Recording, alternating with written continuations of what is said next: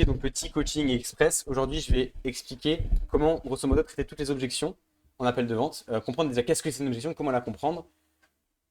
En fait, le premier truc à comprendre, c'est que c'est juste ton prospect, pourquoi il a une objection, pourquoi il démarre pas? Parce que juste il a une croyance. Ça veut dire que n'importe quelle objection, c'est une croyance. Si imaginons, en vrai, je peux donner n'importe quelle objection. Imaginons, généralement, là, on va parler aujourd'hui dans la niche make money. Donc, par exemple, toi, Lola, ce que tu dois faire, c'est du personal branding. Mais ce qui va faire que tu vas vendre, c'est parce que tu vas vendre, par exemple, les revenus. Est-ce que d'ailleurs, tu es en mesure de faire ça ou pas grâce finalement au personal branding, comme ça apporte un nombre d'appels de vente, vendre finalement, ok, tu vas réussir à faire tant de milliers d'euros par mois ou tant d'euros en plus grâce au personal branding. Je peux le faire ou pas? Oui, totalement. Ouais. Voilà. Aujourd'hui, tu vois, j'ai closé à 10 000 euros. Juste parce que c'est le gap. Parce que regarde, tu investis 10 000 balles pour générer 20 000 euros par mois. Donc 240 000 euros par an. Est-ce que c'est rentable? Oui. Et le mec, donc c'était un upsell. Comme il me faisait déjà confiance, comme il me fait confiance et qu'il y a un retour sur investissement, il démarre. C'est aussi simple que ça. Donc avant de revenir aux croyances, voilà, c'est juste la confiance et le retour sur investissement. Toi, la confiance, tu l'as déjà. Tu as une putain d'audience. Voilà, fais du contenu, t'éduques tes prospects. Tu sais déjà quoi faire avec Mickaëlou, avec l'accompagnement que tu as. Fais des vidéos YouTube aussi, t'éduques tes prospects. Mais moi, je pense que tes prospects, ils sont ultra qualifiés. Ils arrivent en appel, je pense, quasiment déjà closés et qu'il te manque juste à traiter quelques objections pour faire beaucoup, beaucoup d'argent. 2 secondes. Donc ouais, pour les croyances. Imaginons que ton prospect, il te dit, enfin, je vais y réfléchir ou je veux le faire seul, ou voilà. Imagine, c'est généralement un manque de confiance. Si tu lui dis, ok, je vais t'apprendre à faire, donc ton autre, imagine, elle a 1500 euros et tu l'aides à faire 1500 euros par mois. C'est ultra rentable. Tu investis 1500 euros maintenant et tous les mois tu fais 1005. Donc 1005 fois 12, tu fais le calcul. Je suis mauvais en maths, ça fait 12 000 et plus, ça fait 18 000, à 18 000 euros. C'est bon, je suis bon en maths en fait. Donc 18 000 euros par an. 1500 euros maintenant pour gagner 18 000 euros par an. Évidemment que c'est rentable. Donc souvent, c'est une objection, c'est par exemple qu'il a la croyance qu'en investissement, il peut potentiellement perdre de l'argent. Donc, je vais donner la définition de monter en leadership. Je parle souvent de leadership sur les vidéos, un mot que dans le temps je trouvais bizarre, mais leadership, monter en leadership quelqu'un, ça veut dire que ton prospect, il a une croyance actuelle qui est, on va dire, mauvaise, qui l'empêche de progresser, et toi, tu as la bonne croyance, on va dire, et ton but, c'est d'enlever la croyance du prospect et de mettre la tienne à la place. C'est aussi simple que ça. Ok. Chaque objection, il faut juste comprendre l'intérêt, enfin pourquoi il pense ça. Donc le framework pour une objection, c'est quoi? C'est embrasser, isoler, traiter. Embrasser, alors non, ça ne veut pas dire faire un bisou, mais ça veut dire que tu vas te mettre vraiment à la place du prospect. Tu le comprends, tu as de l'empathie. Toi, je pense qu'il n'y aura pas de souci avec ça. D'ailleurs, je vais donner un exercice pratique après pour toi qui va te permettre de causer beaucoup plus sur les prochains appels. Ensuite, isoler, c'est vraiment comprendre la vraie objection. Par exemple, je vais réfléchir, c'est pas une vraie objection. C'est à quoi tu veux réfléchir? Ou alors, quel est l'élément qui t'empêche de démarrer aujourd'hui? Il faut que tu sois plus shark. Lola, ce qui t'empêche de closer aujourd'hui. Attends, maintenant, je vais revenir après, mais je reviens après. Donc, isoler, il faut vraiment comprendre la vraie objection. Et ensuite, traiter, tu traites. Comment tu traites? Tu traites en donnant ta croyance. Soit tu peux parler, tu peux affirmer. Bon, même si la vente peut mieux te poser des questions. C'est de dire est-ce que tu préfères ça ou est-ce que tu préfères ça? Bon. Aussi, un autre point, souvent l'objection du prospect, c'est la raison pour laquelle il doit démarrer. Par exemple, si il te dit je dois en parler à ma femme, bon là, c'est peut-être pas Tassi ou je dois en parler à un ami ou quelqu'un, en vrai, tu peux justement tourner la chose d'une autre manière et faire simplement que, ok, tu vas aller en parler à ta femme. Mais est-ce que finalement tu préfères, et là encore une fois, je fais un préfère, pilule bleue ou pilule rouge, aller en parler à ta femme pour te dire est-ce que je devrais prendre une décision qui va me permettre de réussir? Ou est-ce que tu veux aller voir ta femme en disant j'ai pris une décision pour réussir? Ah, j'ai arrêté mon tapis roulant. Non, j'ai baissé la vitesse. T'as vu ce que je viens de dire là? Ouais, j'ai compris ce que tu viens de répéter. Pour Ouais, ça, donc, ouais.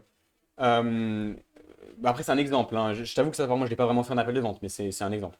Euh, Est-ce que tu préfères aller voir ta femme pour lui dire, pour lui poser la question, lui mettre tes propres craintes, tes propres doutes, et lui demander de confirmer une décision que finalement tu sais que tu dois faire? Ou est-ce que tu veux aller voir ta femme pour lui dire j'ai pris une décision pour réussir? ok. Parce que si c'est déjà que ça va fonctionner, pourquoi tu as besoin d'en parler à ta femme? Enfin, bref. C'est la raison pour laquelle il doit démarrer. Euh, Après, j'ai pas énormément d'autres exemples. il y a un point aussi qui est important. En fait, peu importe l'objection, c'est de revenir à l'identité. Souvent, les gens ont peur d'investir parce qu'ils restent dans leur ancienne identité. Et ton but, c'est de reframe ça. Ça veut dire que, par exemple, le truc c'est trop cher. Alors, regarde, voilà, à nouveau, un second exemple. Le c'est trop cher. Pourquoi c'est une raison? L'objection est une raison de démarrer justement parce que c'est trop cher. Ok, donc c'est trop cher par rapport à quoi? Par rapport à ton compte en banque ou par rapport aux 10 000 euros par mois que tu peux faire? C'est trop cher par rapport à ton compte en banque. Ok. Et du coup, là, donc ton compte en banque, ça veut dire que tu n'as pas assez d'argent aujourd'hui. Ok. Et c'est pas exactement ce qu'on va voir dans l'accompagnement? Faire plus d'argent? Si. Donc, est-ce que finalement, tu penses pas que c'est une bonne décision d'investir pour réussir à avoir l'argent? Là, tu dis que tu manques de l'argent. C'est justement ce qu'on va apprendre à faire dans l'accompagnement. Tu vois, le problème de j'ai pas d'argent, en fait, c'est trop cher, c'est exactement ce qu'on va régler dans l'accompagnement. Donc ça, c'est quelques exemples. Après, je pourrais en faire d'autres. Je ferai, je pense, d'autres vidéos sur vraiment toutes les objections plus en détail. Mais si toi, à la fin, tu comprends l'objection, tu as juste à transmettre ta vérité à ton prospect. Donc pour ça, il faut deux choses. Il faut oser être sharp, être direct et ne pas le lâcher. C'est ce dont tu manques actuellement. J'en suis quasiment sûr. Et deuxième truc, c'est comprendre l'objection. Est-ce que toi, Lola, par exemple, quand toi, tu as l'objection, notamment que tu m'as fait un peu par message, de j'ai envie de prendre mon temps, j'ai envie de me calmer après un accompagnement, j'ai pas envie d'en prendre deux à la fois. Par exemple, tu peux être sûr que comme tu as eu cette objection, quand ton prospect aura la même objection, tu ne sauras pas la traiter. Parce que pour toi, tes prospects vont agir comme toi t'agis, c'est normal. Je vais pas te cacher, moi à la base, je pensais aussi ça. Hein. J'ai eu le déclic d'ailleurs il y a très peu de temps, vraiment une semaine. Alors que moi j'ai fait mes revenus, j'ai aussi des fois des croyances limitantes. Je te donne juste d'ailleurs la raison, la vérité derrière ça, c'est que si tu as deux accompagnements sur deux engrenages différents, tu vas deux fois plus vite, en réalité. C'est pas une excuse du coup. Ça c'est un exemple. Mais tu vois, juste parce que j'ai la croyance, c'est juste à te l'expliquer. Et après, peu importe comment tu l'expliques. Là regarde, oui moi je fais des magnifiques questions. Peut-être tu te dis, mais comment il fait pour faire aussi belles questions, moi j'arrive pas à faire pareil. Tu t'en fous. Au début, ce qui compte, c'est juste de pas lâcher ton putain de prospect. Alors oui, c'est Shark. Oui, c'est un peu moins énergie féminine. Mais au bout d'un moment, après, je sais pas toi ce que tu penses par rapport à ça. Mais peu importe. Peu importe. C'est comme la prospection. Des fois, au début, on dit qu'on n'aime pas. Mais au final, bah, c'est bien ça qui rapporte de l'argent. Et c'est pareil pour ne pas lâcher un prospect. On veut se dire non, mais je veux le laisser de la place, je veux le laisser réfléchir. Sauf qu'en fait, c'est pas ça qui va vraiment l'aider. Ce qui va vraiment l'aider, parfois, c'est justement de faire chier. Et je préfère. Et donc, l'exercice que j'ai envie de te donner, Lola, c'est que lors des 3 prochains appels que tu as. C'est quand les 3 prochains appels que tu as là? Les 3 prochains appels? Oui. Demain matin. Ok, tu peux prendre ton téléphone et sortir l'agenda et aller sur les 3 appels que tu as. Ouais. Vas-y. Ça. Tu vas sur les 3 appels et tu vas mettre les 3 appels en rouge. En rouge? Oui, en rouge, je vais t'expliquer pourquoi. Parce que tu ne vas pas les closer. Tu ne vas pas les closer parce que je vais te dire de faire un truc où tu vas pas les closer. C'est sûr et certain. Ok, vas-y. Donc, vas-y, tu changes la couleur dans ton agenda de l'appel, tu mets en rouge les 3. D'ailleurs, pour ceux qui regardent la vidéo YouTube, en vrai, faites pareil. C'est fait? Ouais, c'est bon. Ok. Ces 3 appels, je veux que, à la fin de l'appel, tu aies un non catégorique. Tu ne laisses pas le prospect partir Ok. tant qu'il ne t'a pas dit non. Mais c'est pas juste un non. Tu t'arrêtes pas au premier non. C'est limite à la fin, je veux que ça rentre en confrontation. Je veux que le prospect te bloque. Et là, ça va te confronter face à tes peurs. Du rejet, par exemple. Moi, j'ai pas envie que dans mon audience, on me voit comme une forceuse. C'est exactement actuellement ce qui te bloque à faire de l'argent. Parce que du coup, tu as des peurs qui vont se répercuter sur toi, alors que c'est complètement faux. Ça va jamais arriver. Et vraiment, genre après, on peut en parler rapidement, mais même le prospect qui te bloque derrière, je te jure qu'à la fin, derrière, il s'est juste dit, bon, c'est un vendeur, mais en fait, je te jure qu'à la fin, en plus, il a parfois apprécié ce que tu as dit. Même s'il y a des moments où c'est entré en friction, il y a des moments où il a pas apprécié, mais je veux dire, c'est jamais vraiment un problème, tu vois. À la limite, un client pas satisfait, que tu as scammé, ça va être un problème, mais un client qui t'a été un peu direct, au pire, il va te dire, oh, c'était un connard, lui, c'est tout. Et c'est pas facile. D'ailleurs, la vente, ça te fait toujours te confronter face à tes difficultés intérieures, tes peurs du rejet, par exemple. Donc justement, l'exercice, donc arrivé, moi j'avais donné cet exercice à Ilyes qui a atteint les 10 000 euros ce mois-ci. Je lui ai donné début du mois, et ce qui est bien, c'est qu'il applique vraiment. et tu devrais le faire aussi, même si c'est peut-être un peu peur, je lui avais dit d'appliquer, un peu comme une comédie, je lui ai dit, écoute, t'arrives au début de l'appel et tu lui dis ça, mot pour mot, tu lui dis un truc comme, écoute, pendant cet appel, je vais être extrêmement direct, et tu sais quoi, à la fin de l'appel, en vrai, il y a deux solutions, soit tu démarres, soit tu me bloques. Parce que je vais être tellement direct avec quoi, je vais tellement te défoncer sur les points, mais positivement, en toute bienveillance, tu comprends ce que je veux dire, mais je vais tellement te dire les choses directes pour que tu puisses avancer, qu'il y a des grandes chances que tu te bloques à la fin de l'appel. Est-ce que c'est OK pour toi? Le prospect dit oui. Tu penses à faire ça, tu t'en fous. Le prospect, tu vas pas le closer. Le nombre d'appels que tu as, tu ne closes pas de toute façon, ça sonne quoi? Par contre, ça va te faire progresser parce que c'est une sortie de ta zone de confort.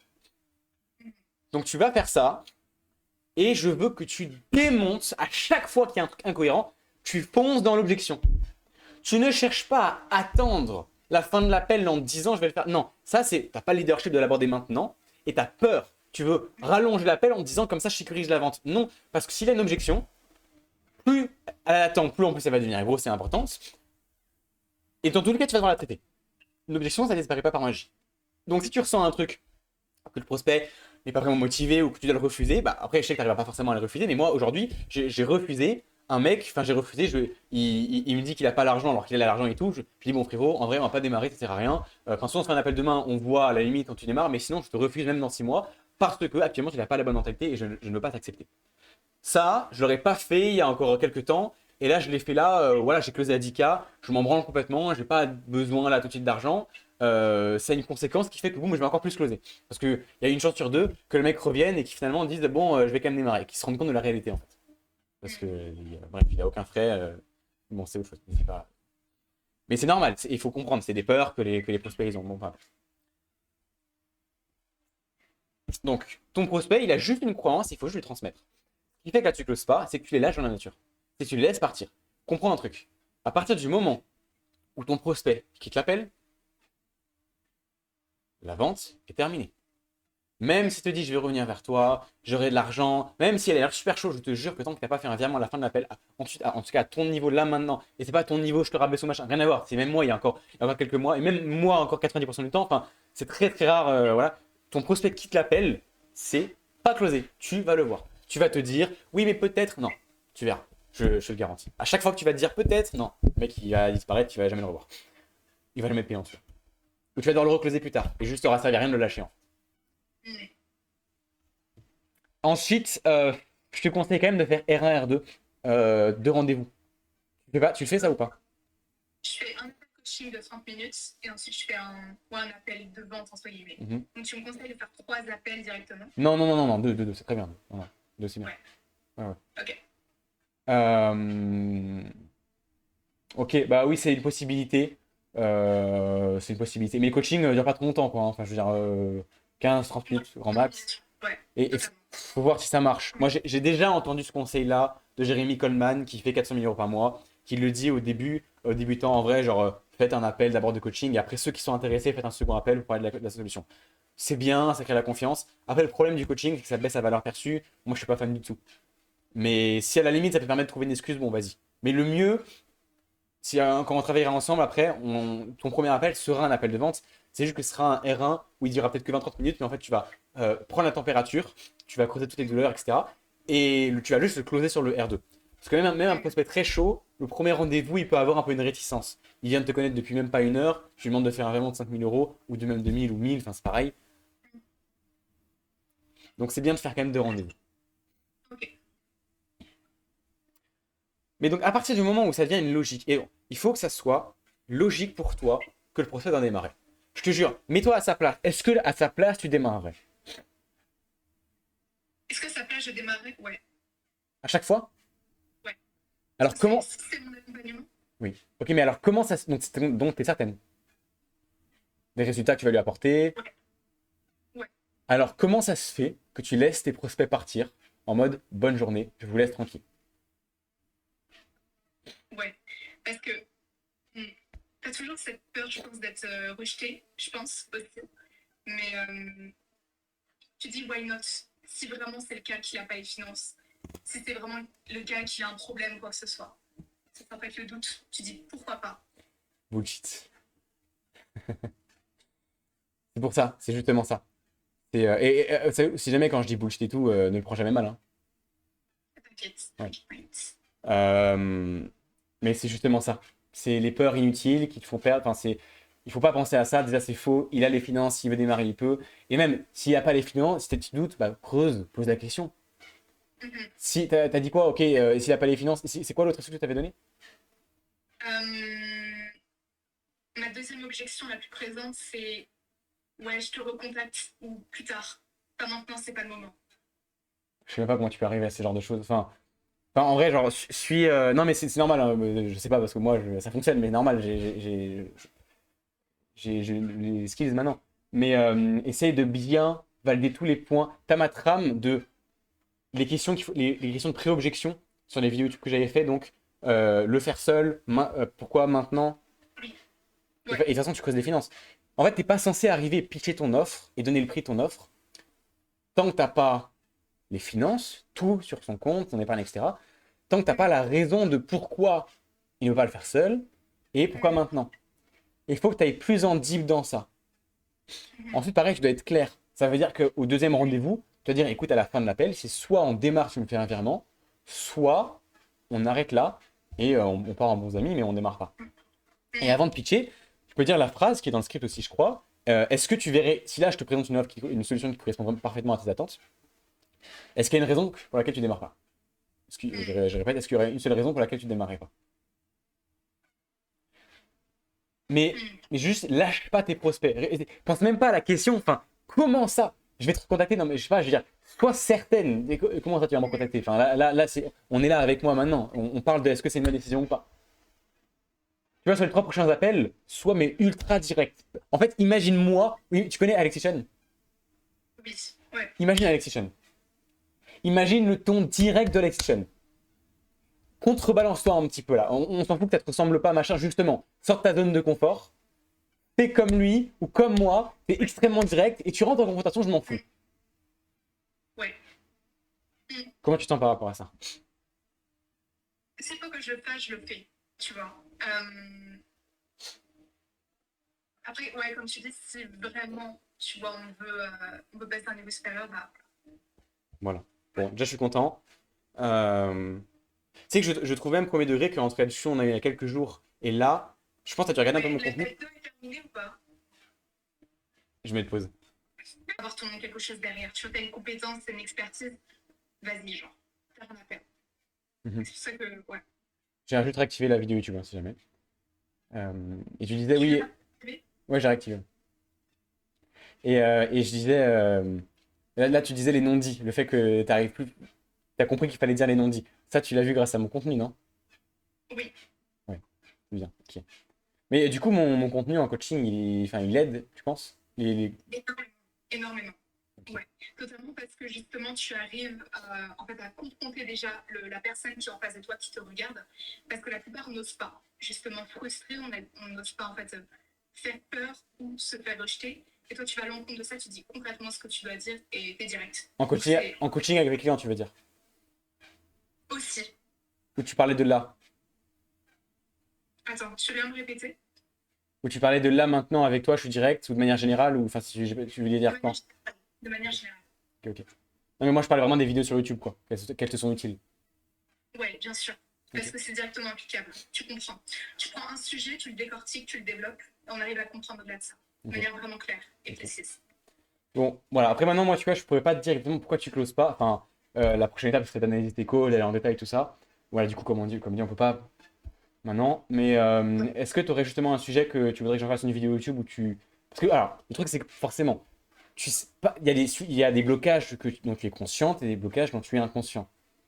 Oui. Ou inconsciente, Mhm. bref. Donc ça veut dire que c'est pour ça le but d'un coaching aussi, c'est qu'on analyse et que tu dis tout ce qui ne va pas et que tu ne sais pas. Mais là, comment on va le faire? Est-ce qu'il y a un truc conscient où tu sais un sujet que tu aimerais que j'aborde, où je pourrais en faire une vidéo? Peut-être les objections plus en détail ou. Ouais. Le fait quand même de rester soi un minimum, quand même oser se confronter et sortir de sa zone de confort pour justement explorer, tu vois, le fait de la peur du rejet, etc. Mais quand même avoir son énergie, et non pas non plus être une personne que tu n'es pas en appel de vente, alors que tu es totalement l'opposé, tu vois. Quand même te Hmm. confronter, mais avoir l'idée de tu restes toi un minimum. Pour moi, bah, je peux te répondre maintenant. Pour moi, déjà, ça passe par changer toi. Un bon vendeur est authentique de base. Moi, je suis comme ça dans la vie de tous les jours. Avec mon prospect, quand je suis vraiment moi-même avec mon prospect. Mais c'est pas du jour au lendemain. Ça a pris un an à arriver là. Justement, en fait, pour moi, il y a deux choses à comprendre. C'est que, premier truc à comprendre, pour avoir cet authentique, ce truc un peu ce magique, cet idéal de je suis authentique, l'énergie, ça passe et c'est moi-même et en plus je close. Déjà, c'est qu'avec le temps, et pour y arriver, c'est toi qui vas devoir t'améliorer. Donc tu vas devoir progresser dans ta vie de tous les jours. Ton leadership, c'est dans ton quotidien aussi, dans les relations sociales. Genre être empathique quand il faut, ne pas abuser quand il faut pas. Parce que des fois, genre par exemple, techniquement, parfois on croit que mettre un cadre ou des limites ou avoir du leadership, c'est être ultra sec. C'est dire directement, ok, non, ça, non. En fait, tu te rends compte que parfois, bah non. Dans les relations, des fois, il faut juste tu vas être plus smooth, tu vas être plus empathique, il y a un mec qui pleure, comment tu réagis. Enfin, c'est tout con, tu vois, en fait, c'est juste une intelligence sociale, émotionnelle normale. Et en vente, c'est pareil. Sauf que pendant longtemps, et donc, justement, le conseil contradictoire que je vais donner maintenant, mais au début, mais au pire, joue un rôle. Joue un rôle, parce qu'au début, tu n'as pas le choix. Au début, le toi authentique ne vend pas. Donc, vouloir commencer, en fait, c'est vouloir le beurre, l'argent du beurre, et être un peu dans un monde de bisounours en disant que tout est magique. Non! Au début, force-toi, imite quelqu'un, suis un script, sois un robot. Qu'est-ce qu'on s'en fout? Là, ton but, surtout dans ta situation, c'est de faire de l'argent. N'est pas le syndrome de l'imposteur. Je te jure, écoute-moi bien. La première fois que j'ai vendu il y a un an, je m'en souviens que dans ma tête, j'étais presque en train de me dire, en vrai, je suis quasiment un scammer. Quasiment. Alors, je l'ai jamais été parce qu'au fond, j'ai toujours été 100% avec mes clients. J'ai toujours, genre vraiment, donc ça a coupé, je disais, il y a un an, voilà, j'ai un accompagnement, les résultats clients sont insane. Enfin, je sais pas si tu as vu les témoignages, machin, de toute façon, tu vas sûrement rejoindre plus tard, tu vas te rendre compte comme c'est incroyable. J'aime aider les gens et tout, mais au début, je me suis forcé, et j'ai fait le calcul que personne n'ose faire. Je me suis dit, tu sais quoi, j'ai pas énormément de compétences, mais il faut bien que je commence quelque part. Et je suis obligé au début c'est fake it until you make it. Ouais, voilà, c'est ça en fait. Et au début, je l'ai fait. Et oui, si j'étais 100% honnête au début sur ce que je pensais, les gens m'auraient dit, ah, t'es un arnaqueur. Et j'ai jamais été un arnaqueur. Finalement, j'ai aidé des gens. Au début, j'ai eu des clients pas satisfaits. Ça m'est arrivé. Mais est-ce que pour autant je suis mort? Est-ce que pour autant j'ai commis un crime? Au final, c'est bon. Genre, ils ont fait vraiment 500 balles. Je les ai aidés. J'aurais donné le maximum que je pouvais. Et j'étais pas extrêmement compétent à ce moment-là. Bon, au pire. Mais grâce à ça, aujourd'hui, j'en suis là à changer vraiment des vies. Parce que j'ai osé me dire, tu sais quoi, je m'en fous, je vais trouver un moyen de faire de l'argent. Donc au début, même si ça paraît pas très sexy, ça paraît pas très recommandable, très éthique, même si c'est pas que c'est pas éthique, mais ça paraît pas très recommandable au grand public, j'ai envie de dire, pense qu'à l'argent au pire. T'es au début, tu fais 250 balles. Là, faut chercher les 2000. Après, c'est ces standards qui vont monter, tu vois. Mais je viens, dis-toi que c'est plus tolérable de faire 250 euros. Vraiment. Et te dire, mais là, je m'en fous. Je vais trouver des clients, je vais leur vendre. Au début, je me disais, mais je vends ma mère. Ah, je m'en souviens très bien quand j'ai pris mon appartement. J'étais littéralement, je vais payer mon loyer. Et donc 500 euros de loyer. J'avais aucun business qui tournait. Je m'en souviens. Pour moi, si je vendais pas, c'est équivalent à la mort. Ça veut dire qu'objectivement, si j'ai pas d'argent, je peux pas payer mon loyer. Je m'endette. À 16 ans, m'endetter de 2-3 000 balles. C'est pas énorme non plus, mais c'est chiant. C'est quand même quelques mois de McDo. Et c'est même pas le fait de faire des mois de McDo, c'est la honte devant la famille. C'est horrible. Mais vraiment, genre, quand je te dis que j'avais mal, mais les moments les pires émotionnels de ma vie, c'était là. C'était horrible. Je m'en souviens très bien. Je voulais prouver à mes parents que je voulais faire 10 cas par mois. Du coup, limite, pas que je mentais, mais je disais que je faisais 10 cas. C'est alors qu'en vrai, c'était 10 cas contractés, quoi. C'est sur contrat. C'était pas vraiment 10 000 euros sur le compte bancaire. Ça n'a rien à voir avec aujourd'hui, par exemple. Aujourd'hui, quand j'ai 10 000, c'est vraiment 10 000 euros sur le compte bancaire. Hein, c'est pas un contrat. Et tout ça pour expliquer qu'à ce moment-là, bah, j'ai quand même été rapide. Enfin, j'ai galéré, mais j'ai quand même progressé rapidement. Et pourquoi? Parce que j'ai directement eu la mentalité de tu sais quoi, je m'en fous, j'ai pas le choix. Je dois faire de l'argent. Loup de Wall Street, je m'en fous. Je vends du rêve s'il faut, mais je vends. Et je suis content d'avoir fait ça. Je ne le regrette pas. Alors que oui, au début, je disais ouais, on va faire 3 000 euros par mois, alors que moi, je faisais pas 3 000 euros par mois. Bon, le nombre de personnes qui font ça sur les réseaux, il y en a énormément. Et au final, j'ai quand même aidé mes clients. Et surtout que je disais ça parce que dire dire, voilà, tu fais 3000 € par mois, au pire qu'il les fasse ou pas, si vraiment tu peux l'aider, c'est quand même bénéfique. C'est pas dingue, tu vois, aujourd'hui, si je dis que je fais de l'argent, on va vraiment le faire. Mais je veux vraiment que tu comprennes ce truc, n'aie pas peur. Donc au début, écoute, copie-moi, copie ma manière de closer, sois plus direct, on s'en fout de ton énergie. Ouais, je comprends. Ça fait peut-être mal ce que je te dis, hein. Comment? Ça fait peut-être mal ce que je te dis. Non, ça va. Ok. Non, non, non. Mais, comme je dis, voilà, je suis direct et mon but, c'est vraiment que tu progresses. Donc voilà, le truc au début, et on s'en fout de jouer un rôle ou pas.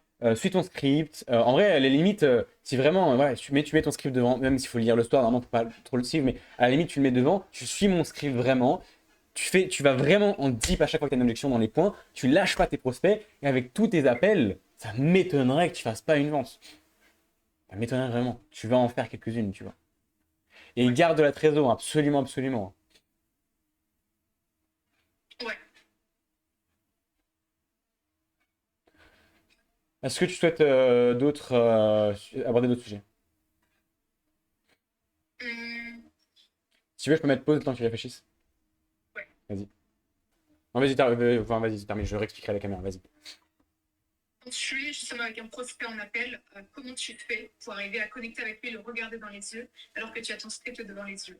Comment tu arrives en fait à trouver l'équilibre avec ça et arriver à connecter tout en suivant une trame? Bon, il faut vraiment savoir que à n'importe quel closer, tu lui dis j'ai un script, et il va te dire putain mon dieu, enlève ton script. Voilà. Mais du coup, oui, effectivement, je te recommande d'avoir un script au début, mais je veux juste que tu saches que je vais t'expliquer comment faire, mais c'est vraiment au début en tout cas, comme je t'ai recommandé de le faire il y a 5 minutes, hein, je sais.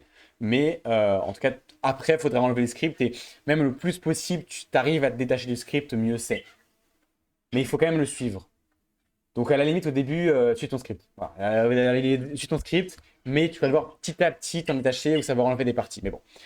Comment faire? Pour moi, c'est très simple, hein. Tu mets deux onglets. C'est un peu chiant, c'est pas facile, mais tu mets deux onglets avec ton PC, sur ton, même si t'as un seul écran, tu vois, sur les Windows, tu arrives à mettre deux pages, ou tu mets ton script par-dessus, enfin bref, voilà.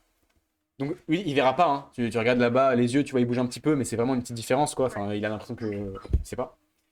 Ok, Tu lis le script quand d'accord. il faut, tu lis tous les soirs déjà pour l'apprendre, et pour réussir à te concentrer sur le prospect, bah, c'est simple. Tu essayes le maximum du temps d'être avec ton prospect. Et tu regardes ton prospect, tu te focuses sur ce qu'il dit, tu prends des notes, et seulement quand tu as besoin, quand tu sais plus quoi dire, tu regardes ton script. Et là, il y a un truc tout simple, applicable, c'est mettre des blancs. Mets des blancs de 3 secondes. N'aie pas peur de ça. Ouais, totalement. Sois charismatique, justement, l'homme charismatique, il laisse des blancs.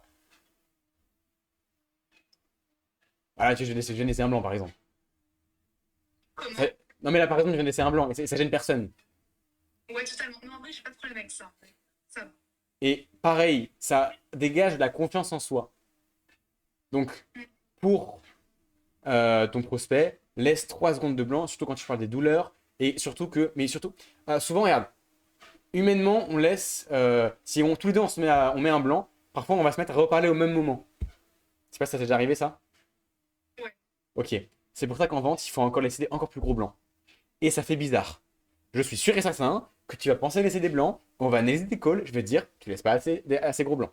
À chaque fois. En 2, 3, 4 appels, jusqu'à ce que tu comprennes vraiment. Mais le blanc, c'est vraiment long. Alors c'est vraiment. Mm. Mm. En fait, je te laisse parler. Je laisse ton procès parler. Mm. Donc c'est pas un problème. Et tu as le temps. Et même tu peux lui dire, attends, je réfléchis à la meilleure question à te poser. 30 secondes. Tu lis ton script, c'est pas un problème. Mm. J'ai répondu à ta question ou pas? Ouais, ouais, hyper clair. Ok. Aussi, j'ai une autre question au niveau des douleurs. Selon toi, est-ce qu'il faut vraiment, enfin, tu sais, t'as pas de redondant par rapport à beaucoup de choses, tu peux creuser, en fait, la personne te dit exactement la même chose à chaque fois sur chaque phrase. Donc, comment arriver à creuser efficacement sans tourner autour du pot et redire à chaque fois la même chose et gêner le prospect. Enfin, gêner le prospect en soi, c'est pas le problème, mais pas compris. Ok. Euh, En fait, les douleurs, on va dire, euh, le seul but des douleurs, c'est d'arriver à la question finale. Comment tu te sens par rapport à ça?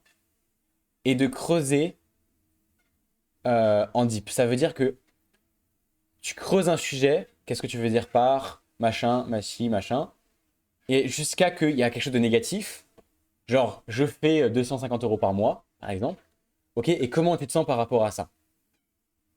Est-ce que c'est OK pour toi, vraiment? Et alors, aussi, il faut avoir un bon rapport à ça. Tu vois, moi, si je te pose la question, euh, par exemple, c'est de la vente, mais c'est pas pour. Ça, c'est important de comprendre. C'est pas parce que c'est dans le script. Quand tu poses cette question, c'est que ça a un intérêt. C'est de comprendre non seulement déjà comment ça impacte ton prospect, donc se mettre à sa place, mais aussi de réveiller ses propres douleurs qui sont positifs.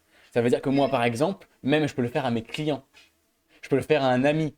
Parce que des fois, il ne se rend pas assez compte d'à quel point ses frustrations et ses douleurs sont grandes. Et du coup, il peut procrastiner, alors qu'en fait, il veut quelque chose, mais il ne s'en rend pas vraiment compte. Donc, c'est pas de la manipulation pour vendre, c'est en fait, par exemple, tu vas jamais créer une douleur chez le prospect, tu vas juste réveiller ce qui existe déjà. Donc, tu vas juste lui faire prendre conscience de la vérité. C'est ça qu'il faut comprendre. D'ailleurs, n'importe quel prospect qui dit non, mais j'ai pas envie que tu vendes un truc, machin, c'est un prospect débutant qui comprend pas la vente, qui a peur qu'on lui vende quelque chose, qui a peur que c'est un mauvais rapport, qui a un mauvais rapport à ça. Voilà, je veux juste clarifier les 3 points, c'est important. Parce que quand tu comprends vraiment la vente à la fin, tu sais que c'est pour aider. Genre, moi, je vais vers un closer, je lui donne toutes mes douleurs en direct. Parce qu'on va pas passer par 4 chemins. Je dis exactement qu'est-ce qui me va pas dans ma vie, bordel de merde, qu'est-ce que je veux changer et pourquoi je te payerai. Parce qu'il faut qu'on avance, justement. Donc pour causer les douleurs, et même des fois c'est bien d'en parler à quelqu'un. Je vais voir un closer, et lui en me posant des questions, il va me faire prendre conscience de mes propres douleurs, et je suis content, parce que des fois je vais me mettre des choses qui vont être plus au clair pour moi, des choses comme ça. Donc pour revenir à la question, les douleurs, c'est à la fin, il faut terminer sur comment tu te sens par rapport à ça. Du style, oh je me sens mal, ok mais qu'est-ce que tu veux dire quand tu te sens mal? Genre, c'est quoi vraiment les émotions que tu ressens? Dis-moi plus en détail. Ah, et jusqu'à qu'ils disent, putain, je me sens vraiment comme une merde par rapport à ça, ou c'est une honte pour moi en fait. Si j'y arrive pas, qu'est-ce qui se passe si j'y arrive pas? Dans le script, c'est quel genre de question, hein. Qu'est-ce qui se passe si ça arrive pas? Bah putain, ça serait vraiment une honte, machin. C'est des mots du champ lexical de l'émotion. Et plus hard c'est, mieux c'est. Hard, donc difficile, enfin des mots chauds quoi.